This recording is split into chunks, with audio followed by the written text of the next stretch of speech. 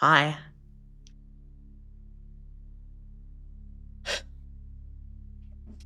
So, Israel has been destroyed. Israel has been killed. God has destroyed Israel, remember? Last week, God destroyed Israel.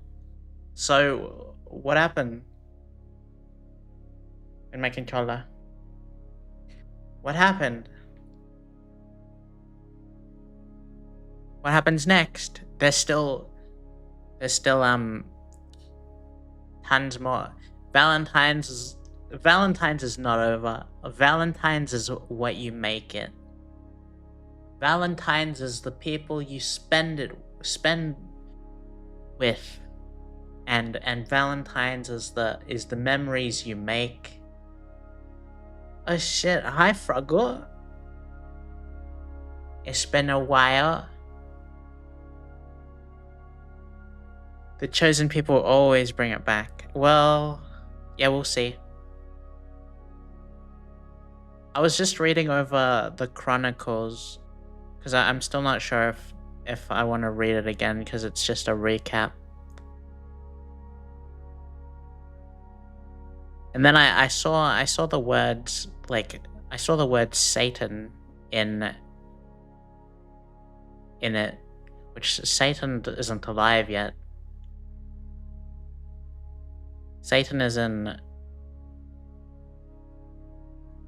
the Christian sex recap episode. Yeah, it is pretty much, and it kind of goes it like elaborates a little bit on some of the things.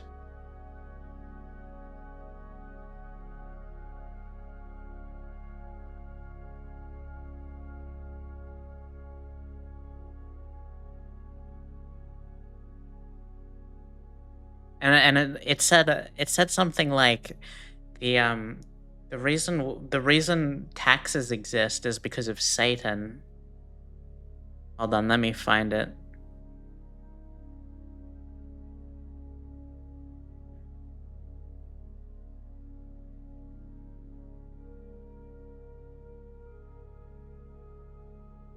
Let me just read before it. Laid to waste in a battle.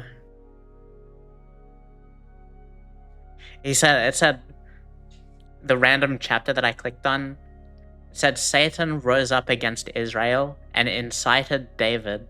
You remember David from David and Goliath to take a census of Israel. So, not taxes, sorry, a census. So the reason we have censuses is because of Satan.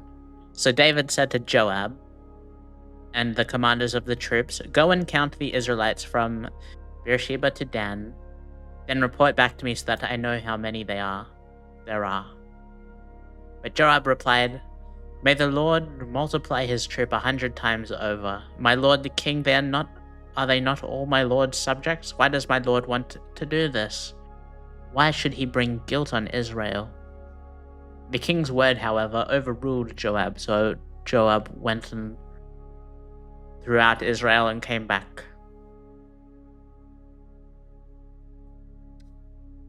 I don't know where I was going with this.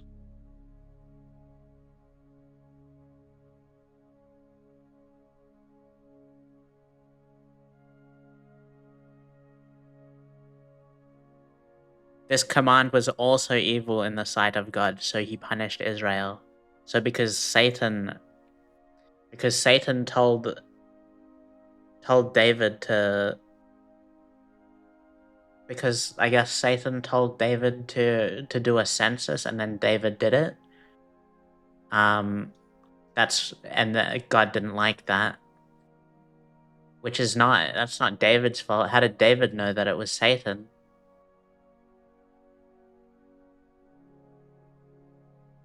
So that's when, if you remember, that's when God told David to decide between 3 years of famine, 3 months of being swept away by your enemies, or 3 3 days of the sword of the Lord. So 70,000 people died because of Satan.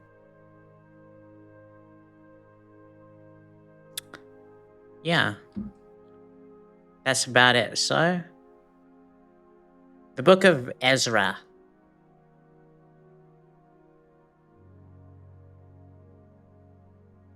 Who is that? I don't know who that is. In the first year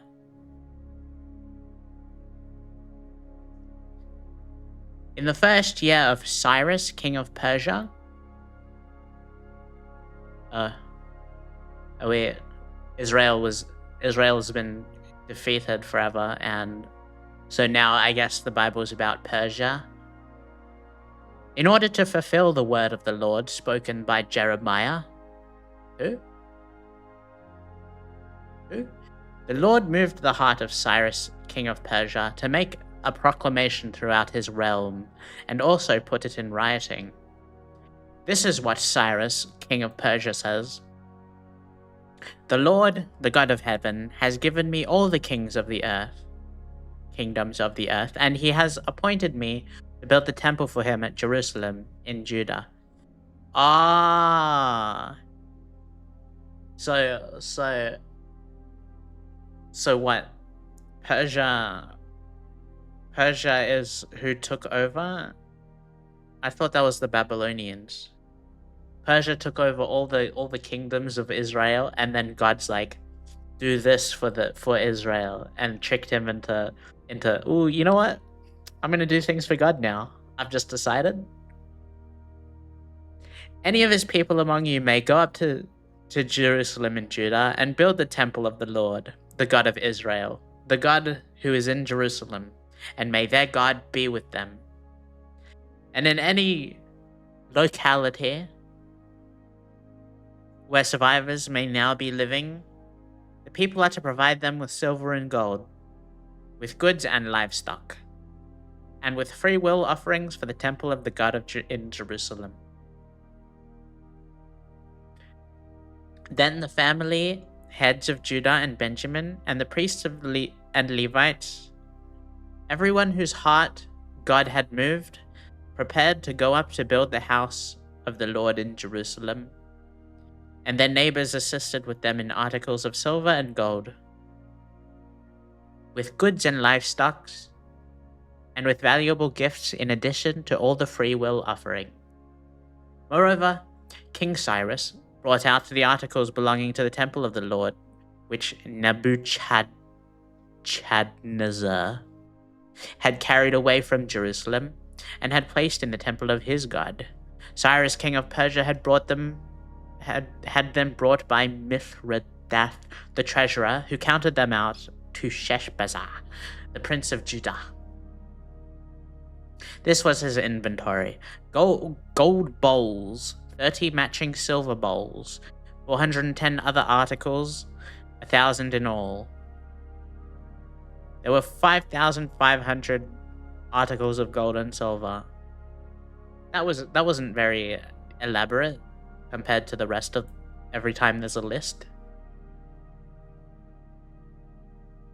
Sheshbazzar brought these along the exiles when they came up from Babylon to Jerusalem. So is Persia in Babylon? Is that what Babylon is?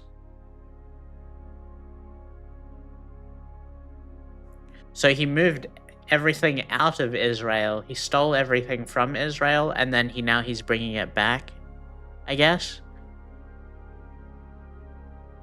Now these are the people of the province who came up from captivity of the exiles, whom Nebuchadnezzar, king of Babylon, had taken captive to Babylon. They returned to Jerusalem and Judah, each to their own town, in company with Zerubbabel, Joshua, Nehemiah, Sariah, Reliah, Mordecai, Bilshan, Mizpah, Bigvai, Rehum, and Bana. Brackets. The list of men of the people of Israel. The list. Okay. The descendants of Parash, 2,172. Of Shephatiah, 372. Of Ara, 775. Of Path-Moab, 2,812. Of Elam, 1,254. Of Zatu. Do I need to read this all? Oh my god, it's so long. Of Elam, 1,254.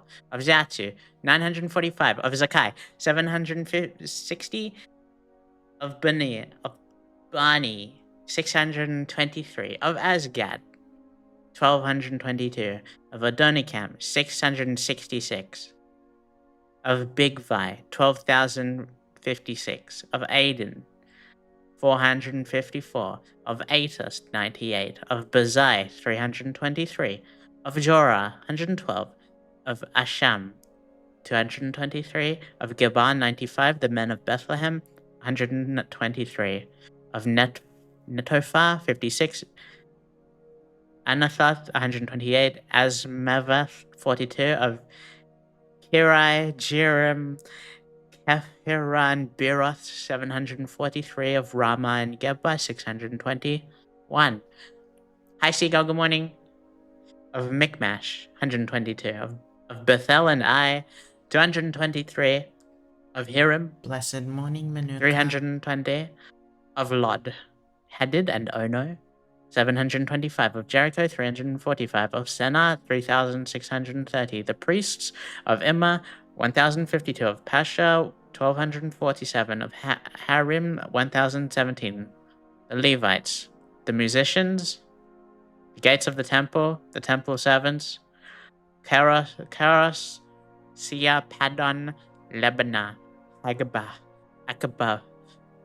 Hagab, Shalmai, Hanan, Gidel, Gaha, Riha, Rezin, Nekoda, Gazam, Uzzah, Pasia, Besai, Asna, Meunim, Nephuzim, Bakbak, Akufa, Harar, Bazla, Mehida, Harsha, Bakash, Sisera, Tama, Nazia, and Hatifa. The descendants of the servants of Solomon, Jala, Dakon, Giddel, Shephatiah, Hatil. The temple servants and the descendants of the servants of Solomon, 392. The following came up from the towns of Telman, Telheresh, Karab, Adon, and Immer, but they could not show that their families were descendants from Israel. The descendants of Deliah, Tobiah, and Nekoda, 652, and among the priests, the descendants of Habiah, Hakaj, and Barzillai. A man who married a daughter in the Barzillai Bababa called that name. These searched for the family records, but they could not find them, so they were excluded from the priesthood as unclean. The governor ordered them not to eat any of the most sacred food until there was a priest ministering with Urim and Thummim. The whole company numbered 42,360. Besides their 733 male and female slaves, they also had 200 male and female singers. Singers? People sung back in those days? 435 camels and 6,720 donkeys. When they arrived to the house of the Lord in Jerusalem, oh my god! Oh, stop it. Was that me? Did that noise come out of me? Some of the heads of the families gave free will offerings toward the rebuilding of the house of the God on its site. According to their ability, they gave the treasury for this work 61,000 darics of gold, 5,000 minas of silver, and 100 priestly garments. The priests of the Levites, the musicians, and gatekeepers and the temple servants settled in their own towns along with some of the other people, and the rest of the Israelites settled in their towns. How long after Israel was destroyed did this happen? When the 7th month came and the Israelites settled in their towns, the people assembled together as one in Israel, in Jerusalem. Then Joshua son of Zodak and his fellow priests, and Zerubbabel son of Shealtiel, and his associates began to build the altar of the God of Israel to sacrifice burnt offerings on it, in accordance with what is written with the law of Moses, the man of God. Full stop. Despite their fear of the peoples around them, they built the altar on its foundation and sacrificed burnt offerings on it to the Lord, both the morning and the evening sacrifices. Then, in accordance with what is written, they celebrated the festival of the tabernacles with the required number of burnt offerings prescribed for each day. After that, they presented the regular burnt offerings, the new moon sacrifices, and the sacrifices of all the appointed sacred festivals of the Lord, as well as those brought as free will offerings to the Lord. On the first day of the 7th month, they began to offer burnt offerings to the Lord, though the foundation of the Lord's temple had not been laid yet. Then they gave money to the masons and carpenters, and gave food and drink and olive oil to the people of Sidon and Tyre, so that they would bring cedar logs by sea from Lebanon to Joppa, as authorized by Cyrus king of Persia. In the 2nd month of the year, in the 2nd year after their arrival at the house of God in Jerusalem, Zerubbabel, son of Shealtiel, Joshua, son of Jozadak, and the rest of the people, the priest, the priests and the Levites who had returned from the captivity in Jerusalem, began the work. They appointed Levites, 20 years old and older, to supervise the building of the house of the Lord. Joshua and his sons and brothers, Kadmiel and his sons, descendants of Hodaviah, and the sons of Hanadad and their sons and brothers, all Levites, joined together in supervising those working on the house of God. When the builders laid the foundation of the temple of the Lord, the priests in their vestments and their trumpets, and the Levites, the son of Asaph, with the cymbals, took their places to praise the Lord, as prescribed by David, king of Israel. With the praise and thanksgiving, they sang to the Lord, "He is good. His love toward Israel endures forever." And all the people gave a great shout of praise to the Lord, because the foundation of the house of the Lord was laid. But many of the older priests and Levites and family heads who had seen the former temple wept aloud when they saw the foundation of this temple being laid, while many others shouted for joy. No one could distinguish the sound of the shouts of joy from the sound of weeping, because the people made so much noise, and the sound was heard from far away. When the enemies of Judah and Benjamin heard that the exiles were building a temple for the Lord, the God of Israel, they came to Zerubbabel and to the heads of the families and said, "Let us help you build, because like you, we see God and have been sacrificing to him since the time of Esarhaddon, king of Assyria, who brought us here."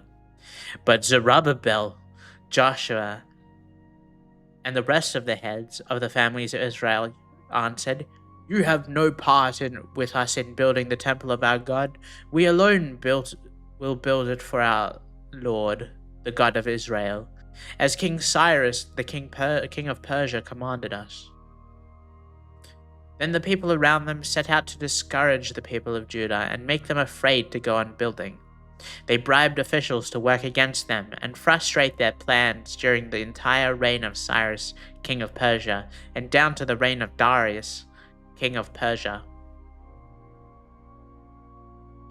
At the beginning of the reign of Xerxes, they lodged... Isn't that the guy from from the Prince of Egypt. They lodged an accusation against the people of Judah and Jerusalem. And in the days of Artaxerxes, king of Persia, Bishlam,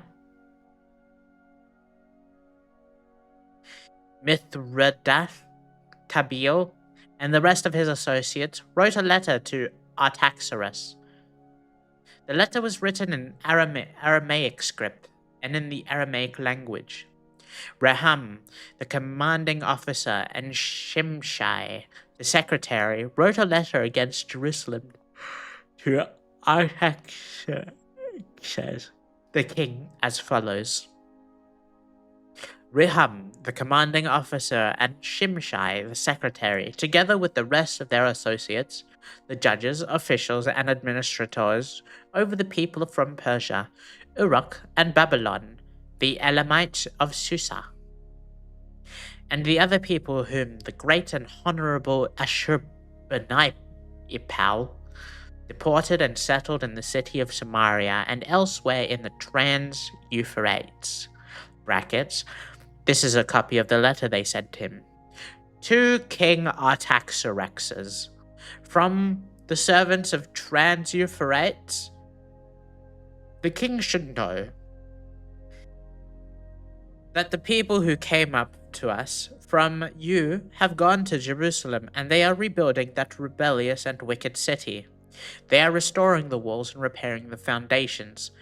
Furthermore, the king should know that if the city is built and its walls are restored, no more taxes, tributes, or duty will be paid, and eventually the royal revenues will suffer.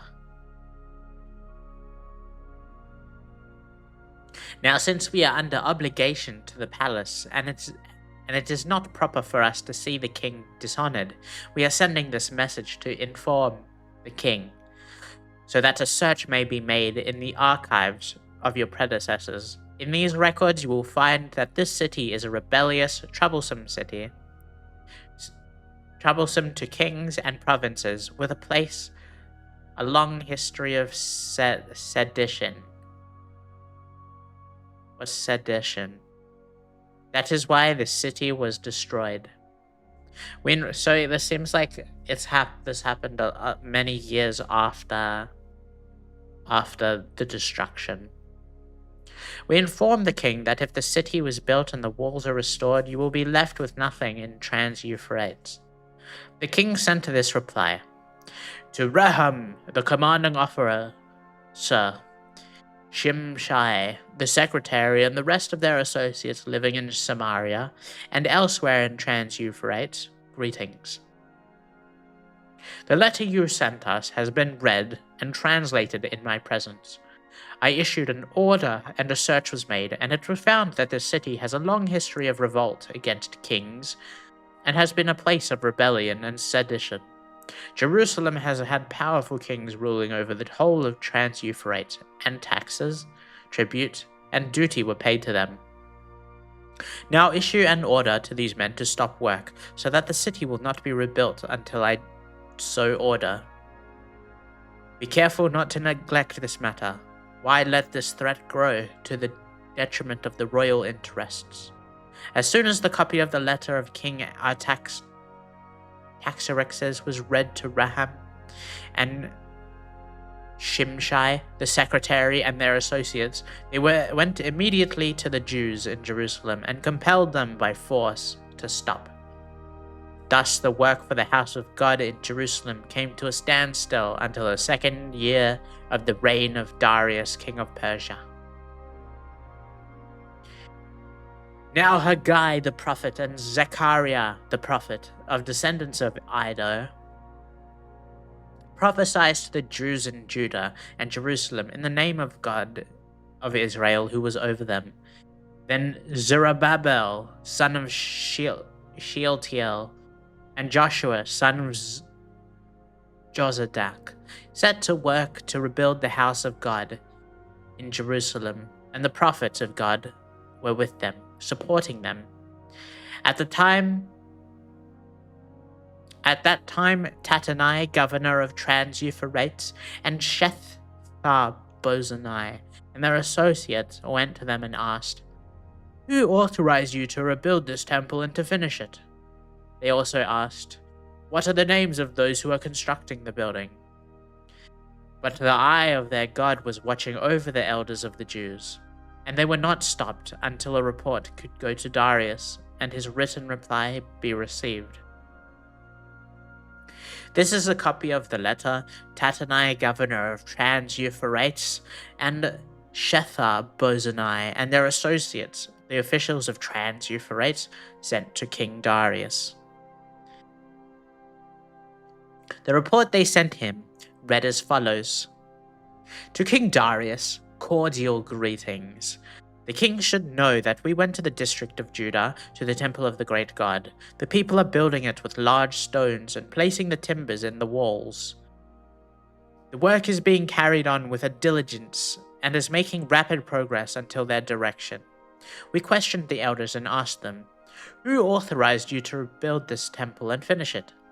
We also asked them for their names so that we could write down the names of their leaders for your information. This is the answer they gave us.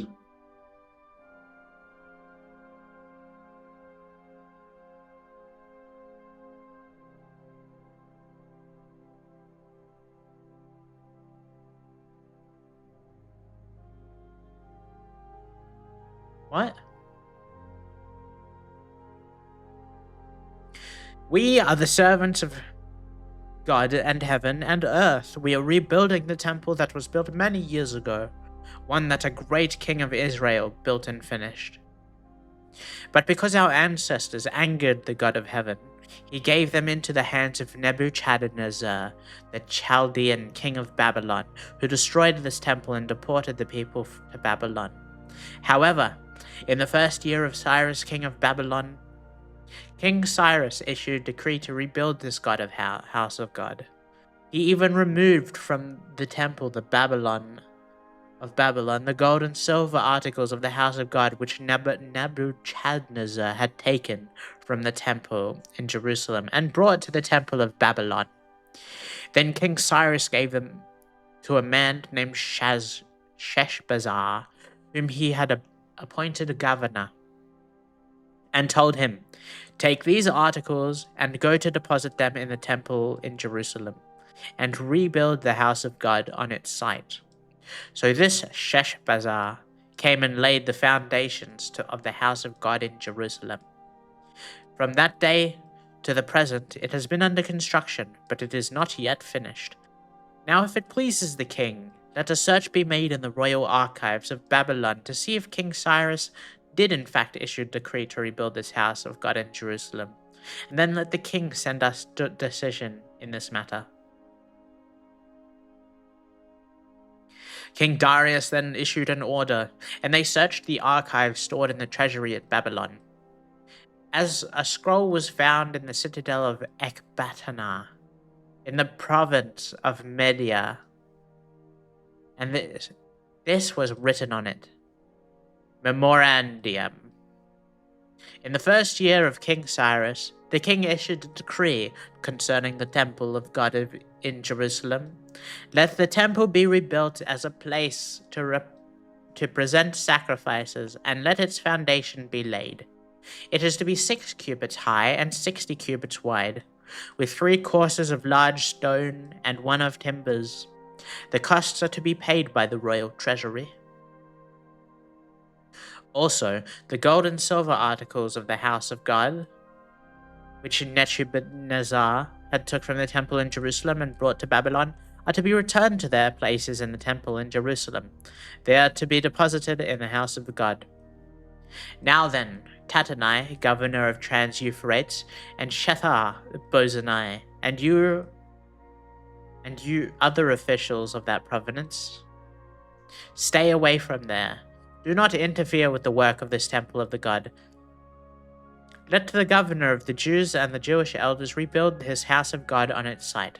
Moreover, I hereby decree that you are to do for these elders of the Jews in the construction of this house of God. Their expenses are to be fully paid out of the royal treasury, from the revenues of Trans-Euphrates, so that the work will not stop. Whatever is needed, young bulls, rams, male lambs for burnt offerings to the God of heaven, and wheat, salt, wine, and olive oil as requested by the priests in Jerusalem, must be given them daily without fail, so that they may offer sacrifices to the gods of heaven and pray for the well-being of the king and his sons.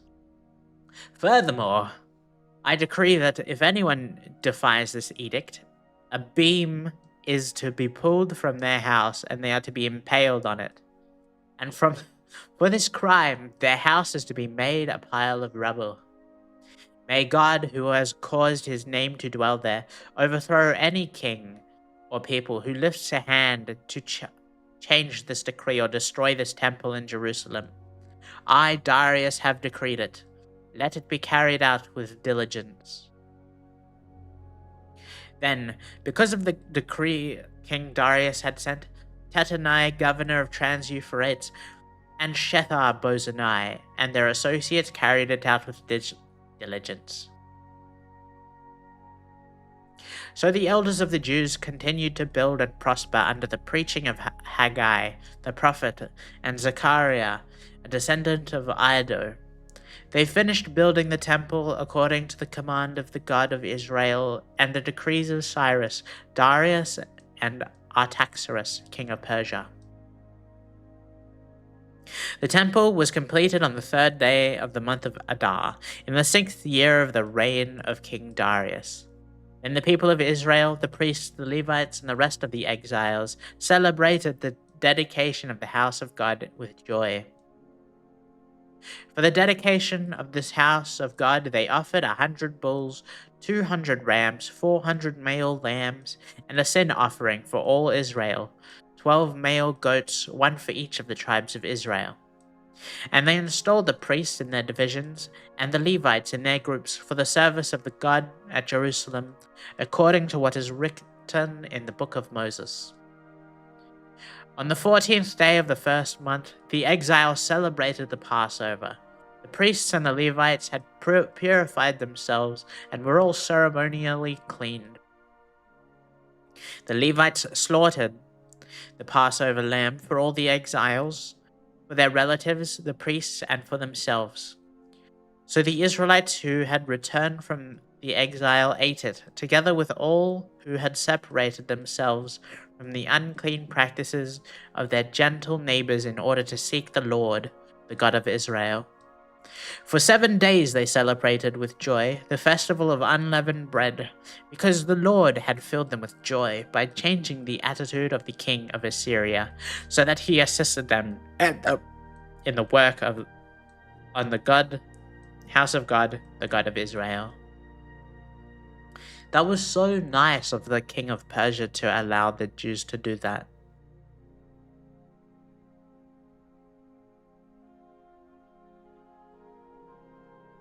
After these things, during the reign of Artaxerxes, king of Persia, Ezra, son of Syria, and the son of Azariah, the son of Hilkiah, the son of Shallum, the son of Zadok, the son of Ahitub, the son of Amariah, the son of Azariah, the son of Meroiah, the son of Zerahiah, the son of Uzi, the son of Buki, the son of Abishua, the son of Phinehas, the son of Eleazar, the son of Aaron, the priest chief. This Ezra came up from Babylon. This Ezra? Ezra of the book, the name of the book. This Ezra came up from Babylon. He was a teacher well versed in the law of Moses, which the Lord, the God of Israel, had given. The king had granted him everything he asked, for the hand of the Lord his God was on him. Some of the Israelites, including priests, Levites, musicians, gatekeepers, and the temple servants, also came up to Jerusalem in the 7th year of King Artaxerxes. Ezra arrived in Jerusalem in the 5th month of the 7th year of the king. He had begun his journey from Babylon on the 1st day of the month, and he arrived in Jerusalem on the 1st day of the 5th month, for the gracious hand of God was with him. For Ezra had devoted himself to the study and observance of the law of the Lord, and to the teaching its decrees and laws in Israel. This is a copy of the letter King Artaxerxes had given to Ezra the priest, a teacher of the law, a man learned in matters concerning the commands and decrees of the Lord for Israel. Artaxerxes, king of kings, to Ezra the priest, teacher of the law of the God of the heavens. Greetings. Now I decree that to any of the Israelites in my kingdom, including priests and Levites, who volunteer to go to Jerusalem with you, may go. You were sent by the king and his 7 advisers to inquire about Judah and Jerusalem with regard to the law of your God, which is in your hand. Moreover,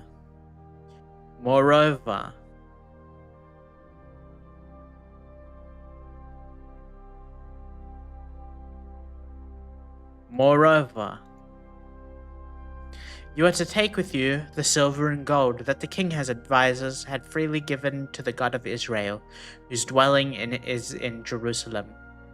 Together with all the silver and gold you may obtain from the province of Babylon, as well as the free will offering of the people and the priests for the temple of their God in Jerusalem.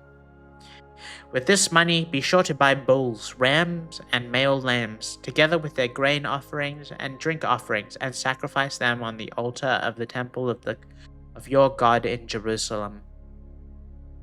You and your fellow Israelites may then do whatever seems best with the rest of the silver and the gold, in accordance with the will of your God. Deliver to the God of Jerusalem all the articles entrusted to you for worship in the temple of your God, and anything else needed for the temple of your God that you are responsible to supply, you may provide from the royal treasury.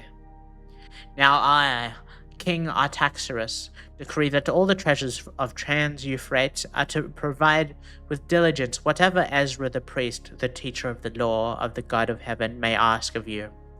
Up to 100 talents of silver, 100 cores of wheat, 100 baths of wine, 100 baths of olive oil, and salt without limit. Whatever the God of heaven has prescribed, let it be done with diligence for the temple of God of heaven. Why should his wrath fall on the realm of the king and of his sons? You are also to know that you have no authority to impose taxes, tribute, or duty on any of the priests, Levites, musicians, gatekeepers, temple servants, or other workers at this house of God. And you, Ezra, in accordance with the wisdom of your God, which you possess, appoint magistrates and judges to administer justice to all the people of Trans-Euphrates, all who know the laws of your God, and you are to teach any who do not know them. Whoever does not obey the law of your God and the law of the king must surely be punished by death, banishment, confiscation of property, or imprisonment. I'm so confused. What? I'm so confused. So, the king of Persia, whose God is not our God, is making rules for people in Trans-Euphrates, which is in Persia, from what I understand, and telling them that they have to follow the Jewish God and follow all of their stuff, even though they're not Jewish. It's starting to feel, it's feeling like the king of Persia is like a plant, it's like a Jewish plant. Except this is the third king who has commanded this. The third king, the first king made them build the temple. The second king continued the temple, and the third king is forcing people to follow the word of God. And I'm so confused. This doesn't make any sense. Oops. Praise be to the Lord, the God of our ancestors, who has put in it put it into the king's heart to bring honor to the house of the Lord in Jerusalem in this way, and who has extended his good favor to me before the king and his advisers and all the king's powerful officials, because of the hand of the Lord my God was on me. I took courage and gathered leaders from Israel to go up with me. Very confusing. These are the family heads of those registered with them who came up with me from Babylon during the reign of King Artaxerxes.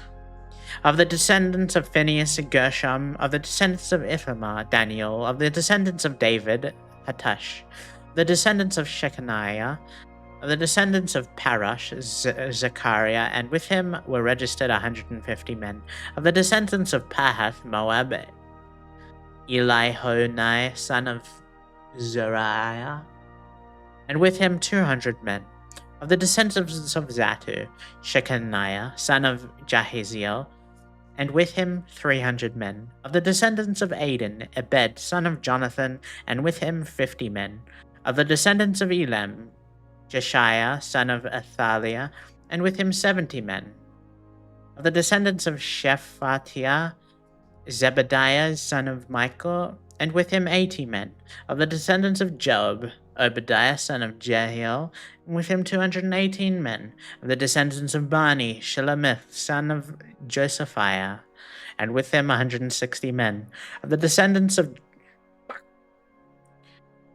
Bebai, Zechariah, son of Bebai, and with him 28 men. Of the descendants of Asgard, Johanan, son of Hakatan, and with him 110 men.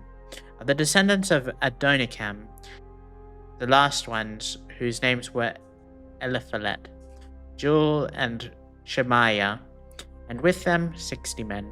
Of the descendants of Bigvai, Uthai, and Zakur, and with them 70 men. I assembled them at the canal that flows towards Ahava, and we camped there 3 days. When I checked among the people and the priests, I found no Levites there. So I summoned Eliza, Ariel, Shemaiah, Elnath, Jarib, Elnathan, Nathan, Zechariah, and Mushallam, who were leaders, and Joarib and Elnathan, who were men of learning. And I ordered them to go to Iddo, the leader in Cassiphi. I told them what to say to Iddo and his fellow Levites, the temple servants in Cassiphia, so that they may bring attendants to us for the house of God, because the gracious hand of God was on us.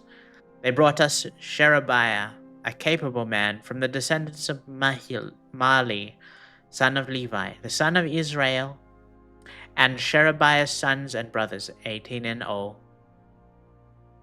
And Hashabiah, together with Jeshiah, from the descendants of Merari, and his brothers and nephews, 20 in all. They also brought 220 of the temple servants, a body that David and the officials had established to assist the Levites. All were registered by name. There, by the Ahava canal, I proclaimed a fast, so that we might humble ourselves before our God and ask him for a safe journey for us and our children. Without all our possessions, I was ashamed to ask the king for soldiers and horsemen to protect us from enemies on the road, because we had told the king, "The gracious hand of our God is on everyone who looks to him, but his great anger is against all who forsake him." So we fasted and petitioned our God about this, and he answered our prayer.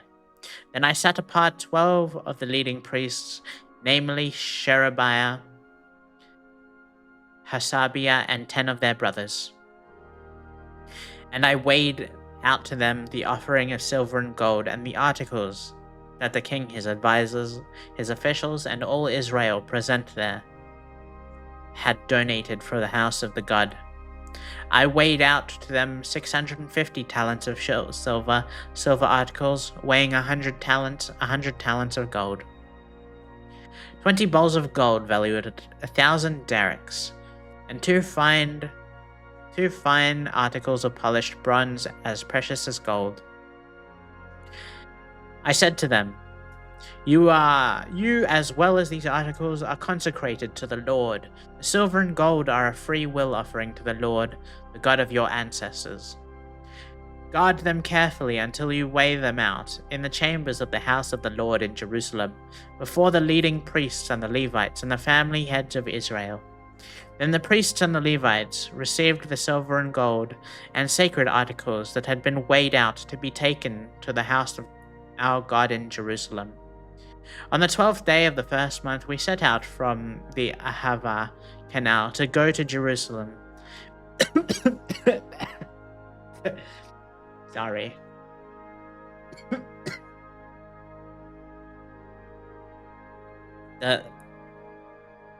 On the 12th day of the first month, we set out from the Ahava Canal to go to Jerusalem. The hand of our God was on us, and he protected us from enemies and bandits along the way. So we arrived in Jerusalem, where we rested 3 days. On the 4th day in the house of our God, we weighed out the silver and the gold and the sacred articles into the hands of Meremoth, son of Uriah, the priest. Eliza, son of Phinehas, was with him, and so were the Levites, Jozabad, son of Jeshua, and Noadiah, son of Binnui. Everything was accounted for by number and weight, and the entire weight was recorded at that time.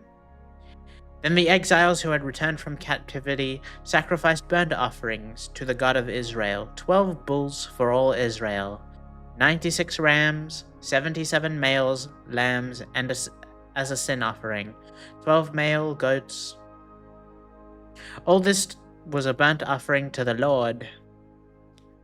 They also delivered the king's orders to the royal satraps. The royal what? Satraps? And to the governor of Trans-Euphrates, who then gave assistance to the people and to the house of God. After these things had been done, the leaders came to me and said, The people of Israel, including the priests and the Levites, have not kept themselves separate from the neighboring peoples with their detestable practices, like those of the Canaanites, Hittites, Perizzites, Jebusites, Ammonites, Moabites, Egyptians, and Amorites. They have taken some of their daughters as wives for them and their sons, and have mingled the holy race with the people around them. And the leaders and officials have led the way in our unfaithfulness. When I heard this, I tore my tunic and cloak, pulled hair from my head and beard, and sat down appalled. Then everyone who trembled at the word of the God of Israel gathered around me because of this unfaithfulness of the exiles. And I sat there appalled until the evening sacrifice. Then everyone who trembled at the words of the God of Israel gathered around me because of this unfaithfulness of the exiles. And I sat there appalled until the evening sacrifice. Then at the evening sacrifice, I rose from my self-abasement with my tunic and cloak torn, and fell on my knees with my hands and spread out to the Lord my God, and prayed, I am too ashamed and disgraced, my God, to lift up my face to you, because our sins are higher than our heads, and our guilt has reached to the heavens. From the days of our ancestors until now, our guilt has been great. Because of our sins, we are and our kings and our priests have been subjected to the sword and captivity, to pillage and humiliation of the hand of foreign kings, as it is today. But now, for a brief moment, the Lord our God has been gracious in leaving us a remnant and giving us a firm place in his sanctuary. And so our God gives light to our eyes and a little relief in our bondage. Though we are slaves, our God has not forsaken us in our bondage.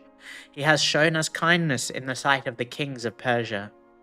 He has granted us new life to rebuild the house of God and repair its ruins, and he gave us a wall of protection in Judah and Jerusalem. But now, our God, what can we say after this? For we have forsaken the commands you gave through your servant the prophets, when you said, The land you are entering to possess is the land polluted by the corruption of its peoples. By their detestable practices, they have filled it with their impurity from one end to the other. Therefore, do not give your daughters in marriage to their sons, or take their daughters for your sons. Do not seek a treaty of friendship with them at any time, that you may be strong and eat the good things of the land, and leave it to your children as an everlasting inheritance. What has happened to us is a result of our evil deeds and our great guilt, and yet, our God, you have punished us less than our sins deserved, and have given us remnant like this. Shall we then break your commands again and intermarry with the peoples who commit such detestable practices? Would you not be angry enough with us to destroy us, leaving us no remnant of survivor? Lord, the God of Israel, you are righteous. We are left this day as a remnant. Here we are before you in our guilt, though because of it, not one of us can stand in your presence.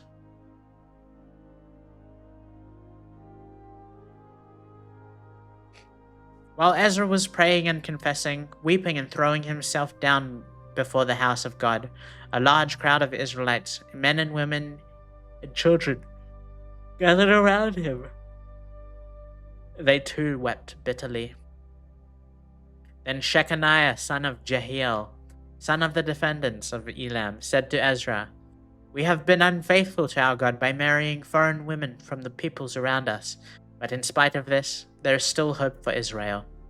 Now let us make a covenant before our God to send away all these women and children, in accordance with the counsel of my Lord, and of those who fear the commands of our God. Let it be done according to the law." Oh no! So they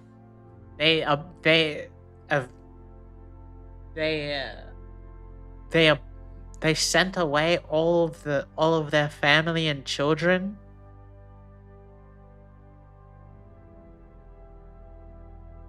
That must have been pretty hard.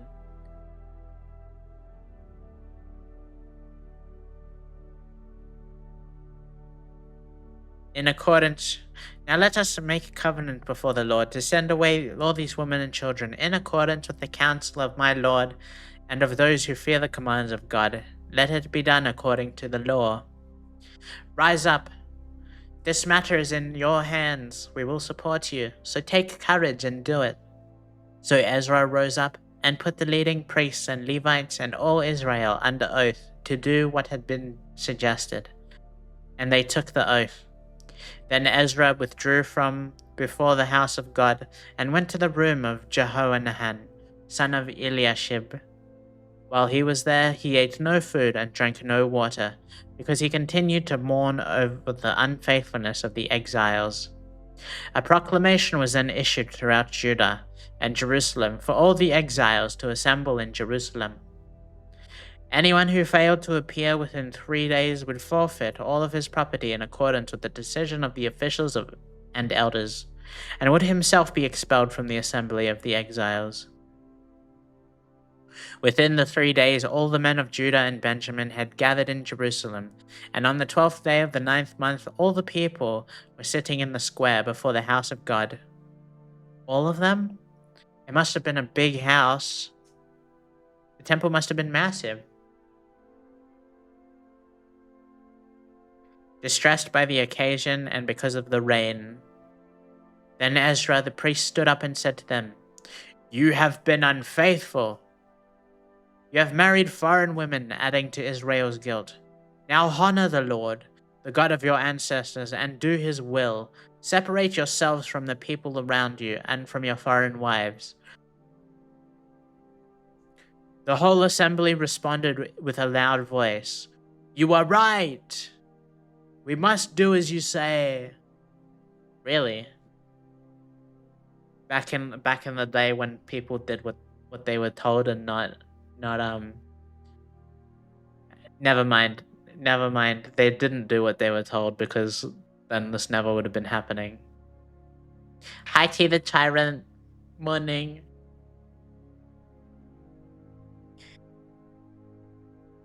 But there are many people here, and it is a rainy season, so we cannot. Oh, to send away my family and wife for nothing. Oh, you know what? That sounds like a good idea, actually. But there are many people here, and it is rainy season, so we cannot stand outside. Besides, this matter cannot be taken care of in a day or two, because we have sinned greatly in this thing. Let our officials act for the whole assembly, and let everyone in our towns who has married a foreign woman come at a set time, along with the elders and judges of each town, until the fierce anger of our God in this matter is turned away from us. What? And along with the elders and judges until the... What? I don't know. Only Jonathan, son of Ashael, and Jahaziah, son of Tikvah, supported by Meshullam and Shabbathai, the Levite, opposed this. So the exiles did as was proposed. Ezra the priest selected men who were family heads, one from each family division, and all of them designated by name. On the first day of the 10th month, they sat down to investigate the cases, and by the first day of the first month, they finished dealing with all the men who had married foreign women. Among the descendants of the priests, the following had married foreign women. From the descendants of Joshua, son of Jozadak, and his brothers, Marciah, Eleazar, Jarib, and Gedaliah. They gave all their hands in pledge to put away their wives, and for their guilt to put away their wives. And for their guilt they each presented a ram from the flock as a guilt offering. From the descendants of Emma, Hanani, and Zebediah. From the descendants of Haran, Amasiah, Elijah, Shemaiah, Jehiel, and Uzziah. From the descendants of Pashur, Elionai, Messiah, Ishmael, Nathaniel, Jozabad, and Elasah. Among the Levites, Jozabad, Shimei, Keliah, Pethahiah, Judah. Did they have a problem? Yeah, because God saw that it is said that God said that the foreign countries, they practiced detestable things like praying to idols and like golden calves, and they did bad things in the eyes of the Lord. And God said that if you married the foreigners, then they would trick you into following their beliefs, which was something that God didn't like, obviously, because God wanted the covenant from his people to follow him and not to follow other gods who don't exist.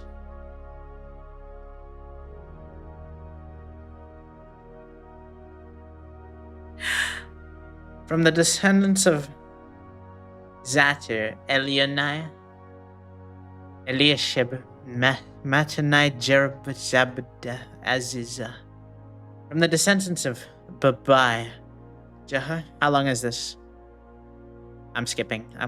So many. A baddie can convert me. Pretty much, yeah, pretty much.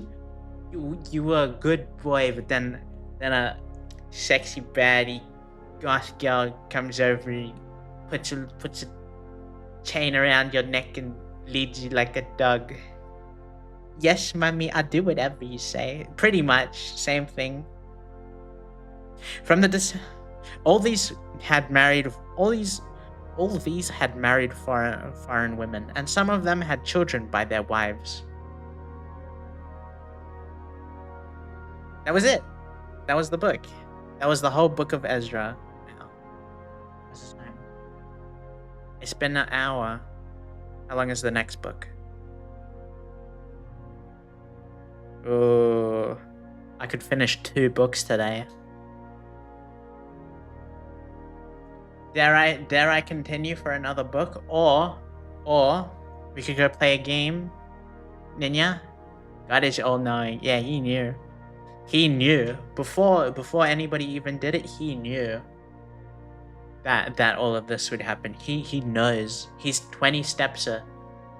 Read more. Okay. Yes, sir, I will read more.